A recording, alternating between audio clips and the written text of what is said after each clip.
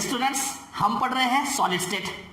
तो आज की वीडियो में, आज के पीरियड में, आज के लेक्चर में हम देखेंगे डिफेक्ट्स क्या होता है।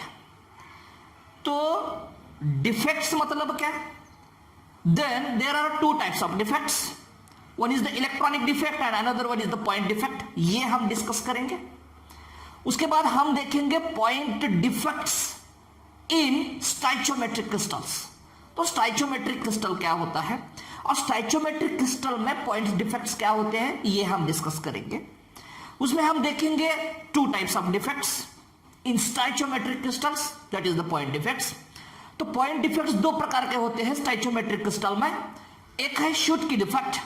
तो शूट की डिफेक्ट क्या है, उसके कंडीशंस क्या है, मतलब किस प्रकार के क्रिस्टल में शूट की डिफेक्ट तैयार हो सकता है और उसके कंसिक्वेंसेस क्या है, मतलब what the effect on that solid due to the formation of Schottky defect, ये देखेंगे आप। जो नेक्स्ट वाला डिफेक्ट है वो है फ्रिंकल डिफेक्ट। तो what is the Frenkel defect? In which type of solid, that means the conditions required for the formation of the Frenkel defect. So in which type of solid Frenkel defect will form, and what will be the consequences, that means what the effect on that solid due to the formation of Frenkel defect, ये हम देखेंगे आज के period में, पूरा detail discuss करेंगे। तो हमारे साथ रहो। वीडियो अच्छा लगे तो लाइक करो, शेयर करो, चैनल को सब्सक्राइब करो। तो आगे बढ़ेंगे आज डिफेक्ट के साथ। तो सबसे पहले ये देखेंगे कि आइडियल क्रिस्टल क्या होता है। किसे कहेंगे आइडियल क्रिस्टल? तो नाम से पता चलता है कि आइडियल मतलब क्या। जैसे हम बोलते हैं ना कि ये एक स्टूडेंट है या एक आदमी है जो आइडियल है, हमारे लिए आइडियल है, आदर्शवत है। तो आइडियल मतलब क्या? परफेक्ट, किसी भी काम में, उसके गुण में, जिसका भी हम ऑब्जर्वेशन कर रहे हैं उसमें जो भी परफेक्ट होता है उसे हम आइडियल कहते हैं। तो समझो ये एक सॉलिड है, सॉलिड है, स्टेट इसकी सॉलिड है। अब आपको ये यूनिट सेल दिखाई देगा, लेकिन सबसे पहले आप इसको कंसीडर करो कि ये एक सॉलिड है, सॉलिड का एक क्यूब है। अब इस क्यूब, ये क्यूब किससे बना है? जैसे कि हम लास्ट चरण में है सॉलिड स्टेट, इस चैप्टर के लास्ट पार्ट में है हम। तो आपको पता है कि सॉलिड किससे बना होता है? तो सॉलिड बना होता है किससे? यूनिट सेल से। There is the three dimensional arrangement of unit cells again and again over repeated and formation of the crystal lattice. हमने देखा है, ये डिस्कस किया हुआ है। तो जब यूनिट सेल कंबाइन होंगे, थ्री डायमेंशनली रिपीट होंगे अगेन एंड अगेन, और एक बड़ा सा क्रिस्टल बनेगा। जैसे ये क्रिस्टल बना है, जैसे ये सॉलिड बना है, गिर जाएगा तो टूटेगा। तो ये सॉलिड बना है। अब किससे बना है ये सॉलिड? ये सॉलिड बना है यूनिट सेल से। अब यूनिट सेल किससे बना है? यूनिट सेल बना है कंस्टिट्यूएंट पार्टिकल कहते हैं हम उसको। So what is the constituent particle? Constituent particle means it may be atoms, may be ions, may be molecules, depend on the type of solid. Molecular solid होता है तो molecules होंगे, covalent solid या network solid होता है तो atoms होंगे, ionic solid होता है तो ions होंगे, metallic solid होता है तो metal kernels और electrons होंगे। So depend on that is the constituent particle. तो ये किससे बना है? अब इसको कंसीडर करो आप, ये यूनिट सेल है। अब ये सॉलिड नहीं है, सॉलिड का एक छोटा सा पार्ट है यूनिट सेल, जो यूनिट सेल का रिपीटेशन होके बना है सॉलिड। तो ये यूनिट सेल है, इसको कंसीडर करो कि ये एक यूनिट सेल है। अब ये यूनिट सेल के कॉर्नर्स 8 है तो कंस्टिट्यूएंट पार्टिकल्स भी 8 ही होंगे। तो जब कंस्टिट्यूएंट पार्टिकल्स 8 हैं और सेम यूनिट सेल रिपीटेड हो रहे हैं क्रिस्टल में, ध्यान में आ रहा है आपको? Constituent particles regularly arranged in this unit cell. इस यूनिट सेल में 8 के 8 कॉर्नर में, अगर सिंपल है तो, सिंपल यूनिट सेल है तो 8 के 8 कॉर्नर में कॉन्स्टिट्यूएंट पार्टिकल्स है, और यही unit cell throughout the crystal repeat हो रहा है अगेन एंड अगेन। मतलब same unit cell, and in that unit cell, that all unit cells, So in that all in its cells constituent particles are regularly arranged. That type of crystal is called as the perfect crystal or the ideal crystal. Ideal crystal है वो क्या है? Ideal crystal है। क्यों ideal है? क्योंकि constituent particles throughout the unit cell regular है और सभी एक ही प्रकार के unit cell throughout the crystal है। उसको कहेंगे हम आइडियल क्रिस्टल या परफेक्ट क्रिस्टल या परफेक्ट सॉलिड। ठीक है, अब फिगर को देखो, इसे रख देंगे और फिगर को ऑब्जर्व करेंगे।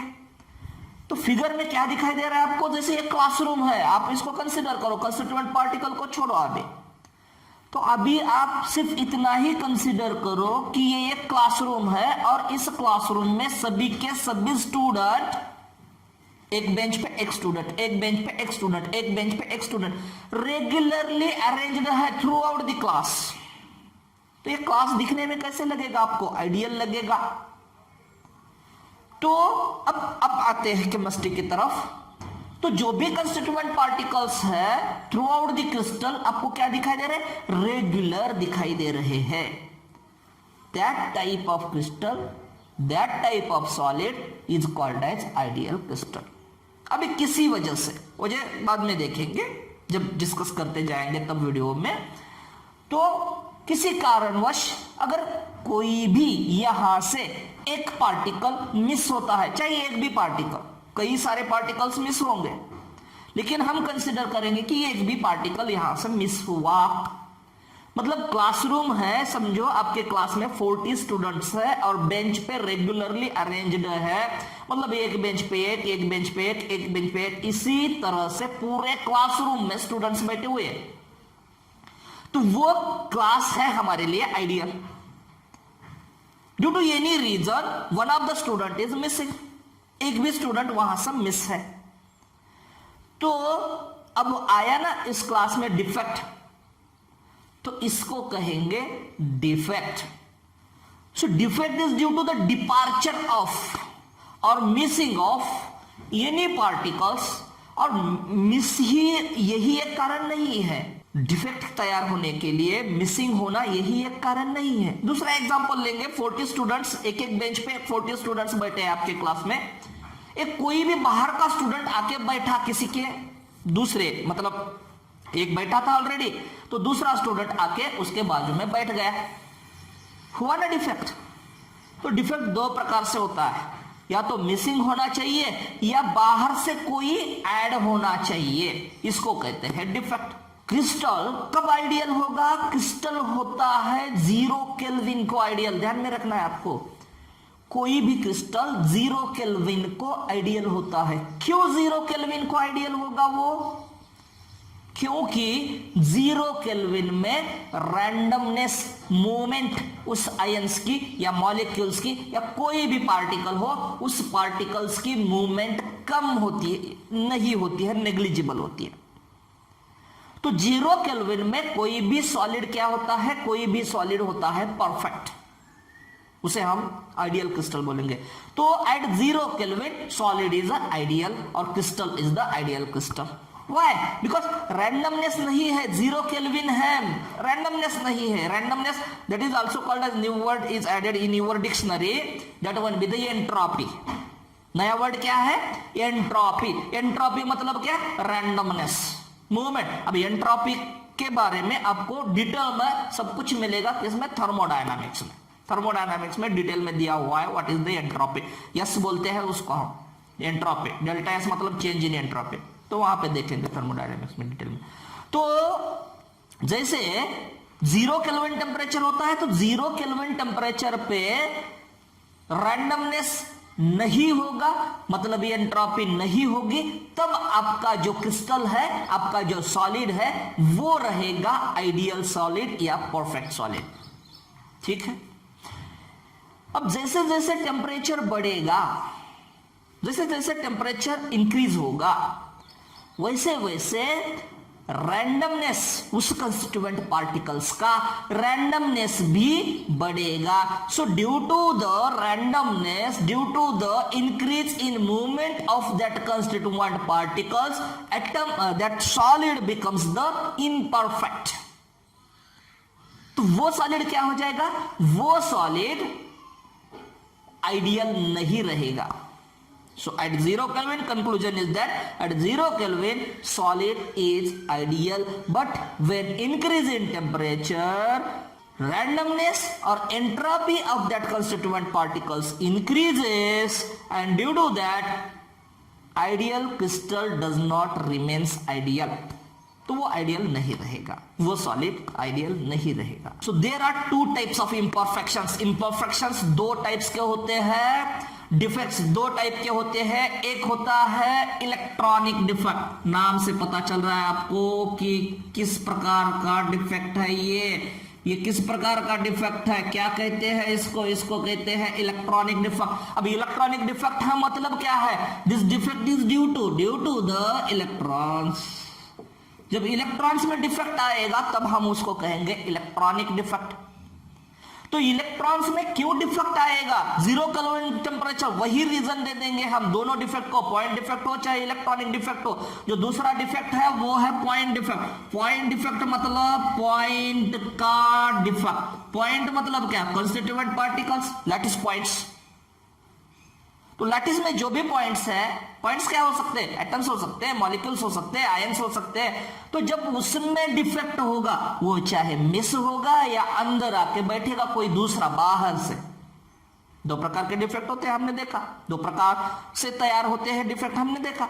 या तो एटम का, आयंस का, मॉलिक्यूल्स का मिसिंग होगा, या कोई एटम, आयन, मॉलिक्यूल उसमें एंटर होगा बाहर से. That defect is called as the point defect.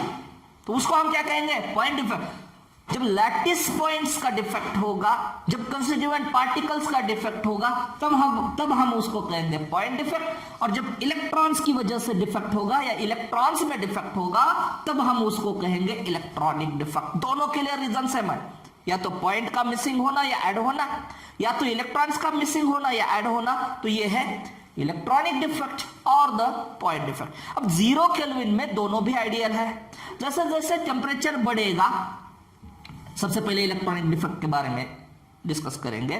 तो जैसे जैसे टेम्परेचर बढ़ेगा,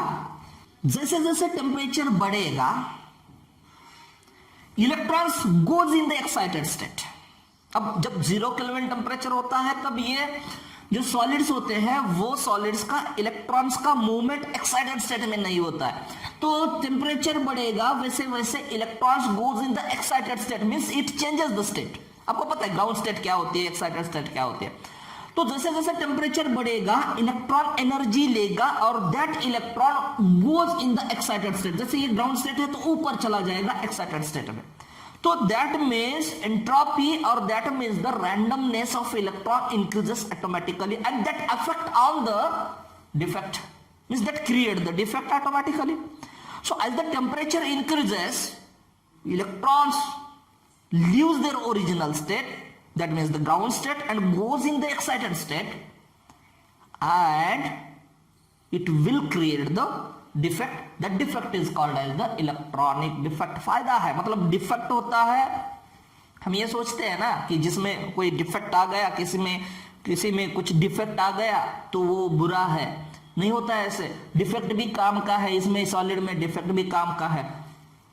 तो कोई बुरी चीजें जब होती है, हमारे साथ घटती है, कोई गलत घटनाएं घटती है, तो वो भी कभी कभी हमारे काम के लिए होती है. तो हमेशा पॉजिटिव सोचो कि इसमें भी कुछ अच्छा होने वाला है. अगर कोई गलत घटता है हमारे साथ, तो उससे भी हमें कुछ अच्छा बदलाव होने वाला है. जो भी चीज घटी है वो भी हमारे फायदे की है, हमारे अच्छे के लिए ही हुई है. इस तरह से सोचो, उसको कहेंगे हम पॉजिटिव थिंकिंग. तो पॉजिटिव थिंकिंग करते रहो. अब डिफेक्ट का क्या फायदा है, अब जनरली बाद में डिस्कस करेंगे डिटेल में, लेकिन थोड़ा सा बताता हूं मैं कि डिफेक्ट का क्या फायदा हो सकता है. डिफेक्ट का फायदा यह हो सकता है कि अगर मिस हुआ आयंस या पार्टिकल्स कोई भी मिस होता है, तो वहां पे स्पेस अवेलेबल होता है, and that space is for the movement of another ions which are left in the crystal. तो जो भी आयंस बचे हैं क्रिस्टल में उनको मूवमेंट के लिए जगह मिलती रहती है, और जितनी मूवमेंट बढ़ेगी उतनी कंडक्टिविटी बढ़ेगी। तो फायदा क्या है? कई सारे फायदे हैं, लेकिन अभी फिलहाल यही एक फायदा दिखाता हूं मैं आपको कि उसकी कंडक्टिविटी बढ़ेगी। क्यों? क्योंकि space is available due to the missing of ion. Empty space is available for the movement of another ion, another particle, and due to that automatically randomness increases, automatically conductivity increases। तो defect का भी फायदा होता है। लेकिन अब ये नहीं सोचना है कि हमारे खुद में एक डिफेक्ट तैयार करेंगे उसका फायदा है। सर ने बोला है कि एक डिफेक्ट तैयार करने से फायदा होता है, तो चलो हम में एक डिफेक्ट तैयार करेंगे, तो वो नहीं है नेचुरली। तो बाय बर्थ भी किसी में डिफेक्ट होता है तो उसको भी पॉजिटिव लेना है कि इसकी वजह से हम ये कर सकते हैं, या ये हुआ है, ये हमारे फायदे के लिए है, ये भी सोच सकते हैं हम, उसको कहते हैं पॉजिटिव थिंकिंग। तो अब हम सिर्फ डिस्कस करेंगे अबाउट द पॉइंट डिफेक्ट, सिर्फ पॉइंट डिफेक्ट के ऊपर ही हम डिस्कस करेंगे। तो point defect is formed, is created due to the two reasons. तो आपको फिगर देखना है, यह है आइडियल क्रिस्टल। अब आइडियल क्रिस्टल ये क्यों है, आप समझ गए अभी तक कि आइडियल क्रिस्टल ये क्यों है? फिगर से आप बता सकते हैं कि why this crystal is the ideal crystal, why this solid is the ideal solid. Yes, ideal क्यों है, दिखाई दे रहा है आपको कि ये आइडियल क्यों है? जरा ध्यान से देखोगे तो आप बता पाओगे कि आइडियल क्यों है। क्यों है ये आइडियल? ये प्लस है, बी माइनस है, ये प्लस है, बी माइनस है, ए प्लस है, बी माइनस, मतलब रेगुलर अरेंजमेंट है इस क्रिस्टल में। ये नहीं है कि जितने कैटायन है उतने ही एनायन होते हैं तो आइडियल बोलते हैं उसको, ये नहीं है। लेकिन अरेंजमेंट क्या है? अरेंजमेंट रेगुलर है थ्रू आउट द क्रिस्टल, तो हम इसको बोलेंगे क्या? इसको बोलेंगे हम आइडियल क्रिस्टल, क्योंकि through out the crystal arrangement of constituent particle is regular. ठीक है, अब दूसरी इमेज दिखाएंगे यहां पे। अब दूसरी इमेज में क्या दिखाई दे रहा है आपको? कुछ सर्कल्स दिखाई दे रहे हैं और कुछ सर्कल्स मिसिंग दिखाई दे रहे हैं।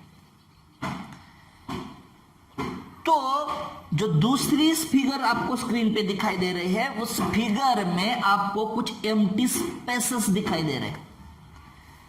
इसको कहेंगे क्या? Vacancy defect.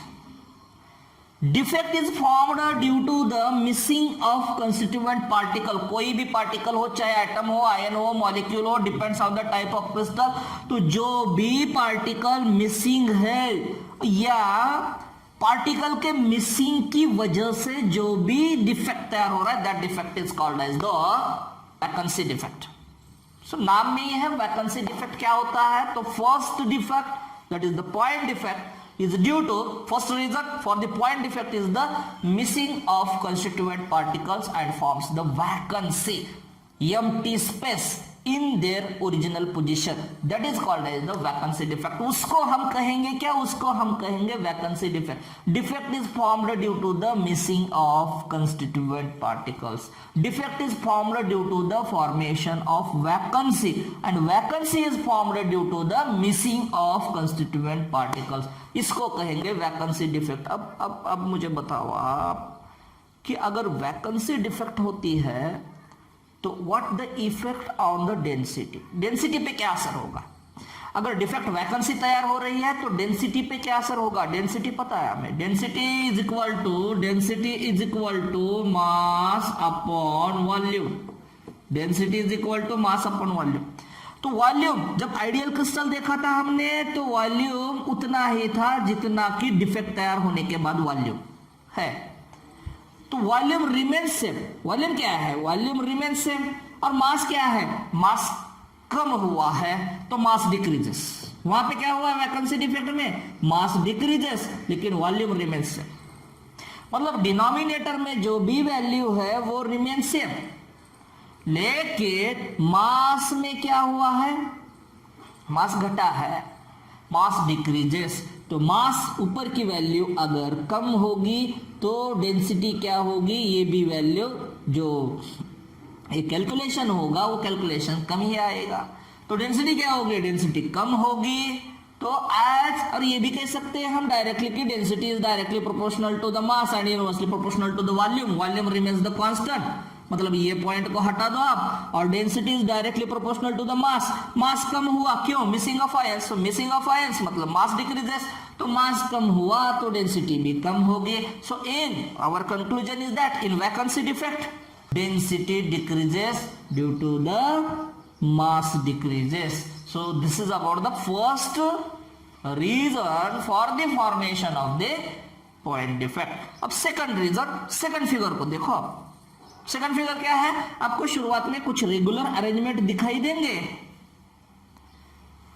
बाद में आपको दिखाई क्या देगा? बीच बीच में कोई पॉइंट्स आपको दिखाई देंगे जो रेगुलर नहीं है, जो बाहर से या उसी जगह से किसी से भी कहीं किसी भी कारणवश वहां से अंदर जाके वो बैठे हैं, जो रेगुलर अरेंजमेंट में नहीं है, जो रेगुलरिटी फॉलो नहीं कर रहे हैं, तो इसको कहेंगे इंटरस्टिशियल डिफेक्ट।